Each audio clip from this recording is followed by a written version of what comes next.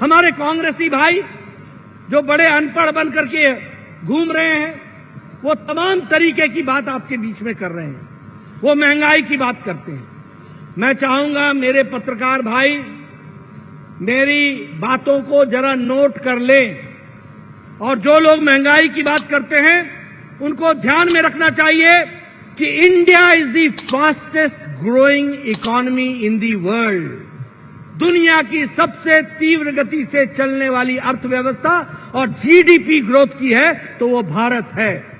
भारत की GDP growth 8.7% है, Australia की ग्रोथ 2.2% है, जर्मनी की ग्रोथ 2.6% है, साउथ कोरिया की ग्रोथ 4.1% है, कनाडा की ग्रोथ 4.1% है, USA United states of America की ग्रोथ 5.9% है, और इंडिया भारत 8.7% के हिसाब से ग्रो कर रहा है। अगर मैं इन्फ्लेशन की बात करूं तो भारत का इन्फ्लेशन 4.25 से नीचे है। यूनाइटेड स्टेट्स का इन्फ्लेशन 4.9% है, फ्रांस का 5.1% है, यूरोप का 6.1% है, यूनाइटेड किंगडम का 8.7% है। और खाद्य सामग्री की अगर हम बात करें तो यूनाइटेड स्टेट्स की महंगाई 6.7% है और भारत की महंगाई 2.9% है। ये भी हमको समझना चाहिए। फ्रांस की महंगाई 14% है, पाकिस्तान की महंगाई 48% है।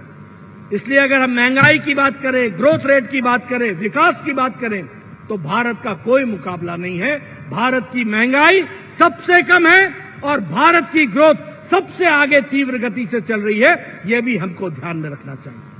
मित्रों, मैं आपका ज्यादा समय न लेता हुआ गांव, गरीब, वंचित, पीड़ित, शोषित, दलित, इन सब की बात अगर मैं करूं तो मेरे ध्यान में आता है कि प्रधानमंत्री गरीब कल्याण अन्न योजना 80 करोड़ की जनता को 5 किलो गेहूं या 5 किलो चावल देकर के आज भारत की गरीबी 22% से घट करके 10% से कम हो गई है और भारत की अति गरीबी 1% से भी कम हो गई है। ये भी हमको ध्यान में रखना चाहिए।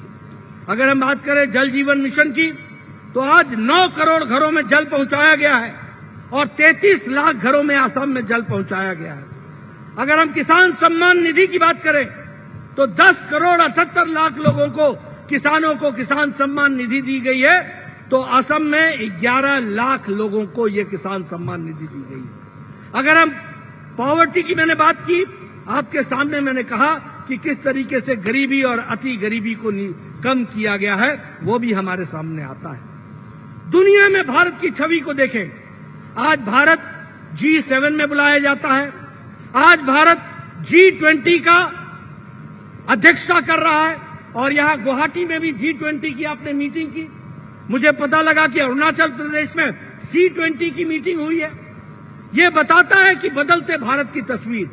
क्वाड में भारत, ब्रिक्स में भारत, ITU में भारत, SCO में भारत, कौन सा ऐसा अंतर्राष्ट्रीय मंच है जहां मोदी जी का प्रतिनिधित्व, भारत का प्रतिनिधित्व नहीं होता है। यह भी हमको ध्यान में रखना चाहिए।